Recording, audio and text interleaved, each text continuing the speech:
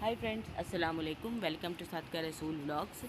आज तीसरा रोज़ा है और हम उठे हैं सैरी बनाने के लिए। सैरी में हम बहुत ज़्यादा हैवी चीज़ें नहीं लेते हैं। सिंपल सी मेरी सैरी होती है, इसीलिए थोड़ा सा लेट भी उठते हैं तो हो जाती है हम लोग की सैरी, क्योंकि हम लोग सिर्फ ब्रेड, चाय और अंडा ही लेते हैं। बहुत हैवी पराठा, रोटी ये सब बहुत कम लेते हैं। कभी अगर टाइम ज़्यादा हो गया, अगर रात में बहुत ज़्यादा हैवी कुछ नहीं खाया है तो खा लेते हैं, वरना जो है सैरी में बहुत कम चीज़ें, वैसे बहुत ही लाइट सैरी हम लोग करते हैं।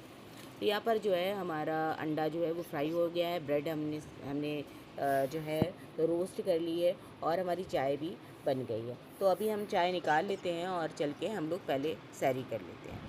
तो देखिए हमारी चाय बन गई है और अभी हम लेके जा रहे हैं सैरी करने के लिए।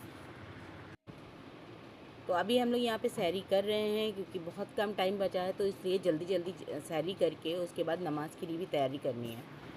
तो यहाँ पर जो है हमने जल्दी से सैरी अपनी फिनिश कर ली और उसके बाद हम बाहर आ गए। यहाँ पर हमने वज़ू किया और नमाज़ का वेट कर रहे थे, क्योंकि नमाज़ में अभी 2 से 3 मिनट रह गए थे और अभी हम नमाज़ का वेट ही कर रहे थे। तो यहाँ पर बाहर से आवाज़ थोड़ी हमको लगी। यहाँ पर जो हमारे घर के बाहर जो है वो दूध जो होता है पैकेट वाला, वो डिस्ट्रीब्यूट होता है दुकानों में सेल करने के लिए, जो दिया जाता है वो।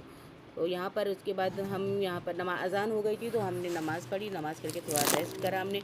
उसके बाद हम यहाँ पे आए तो जो मेरे हस्बैंड हैं वो जो है वो लेकर आ गए थे मटर। तो मटर जो है उसको ज़्यादा क्वांटिटी में थी तो उसको छील करके हमें इसे सेव करके स्टोर करना था। तो यहाँ पर हमारी जो सारी मटर है वो अच्छी तरीके से छील ली है हमने, और इसमें जो ख़राब दिख रही है वो हमें निकाल देना है, क्योंकि अगर एक भी ख़राब मटर उसमें होगी तो उससे जो बाकी की सारी मटर है वो भी ख़राब हो जाएगी। तो हमने उसको अच्छे से पहले जो भी ख़राब मटर थी वो हटा दी थी और उसके बाद हमने उसको एक बड़े पॉट में डाल करके और अच्छे से उसको हमने वॉश कर लिया था। तो ये देखिए यहाँ पर जो है इस तरह से जो मटर होती है इसको हमें हटा देना है, क्योंकि ये जो मटर है ये सारी मटर ख़राब कर दी। उसके बाद हमने देखिए इसको इस तरह से पहले स्ट्रेनर में रख दिया था ताकि इसका जो तो पानी है वो सारा निकल जाए।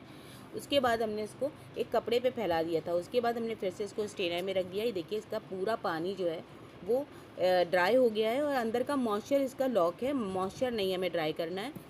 ठीक है, तो अब हम इस तरह का जो पॉलिथीन होता है वो ले लेंगे और इसमें हमें इसको जो है जितनी भी क्वांटिटी में हम यूज़ करते हैं, ताकि हम एक बार में पूरी मटर हमें क्योंकि बर्फ़ जम जाती है उसमें तो फिर दिक्कत होती है, तो ताकि हमें जितनी भी मटर हमें एक बार में यूज़ में आती है उतनी मटर का हम पैकेट बना लेंगे। तो हमने यहाँ पे इसको इस तरह से कप्स ले लिया है, जो कटोरी ली है, कटोरी से हमने इसको नाप करके, क्योंकि जितना हमें ज़रूरत होती है सब्ज़ी में डालने के लिए उतना हमने पैकेट बना लिया है इस तरह से।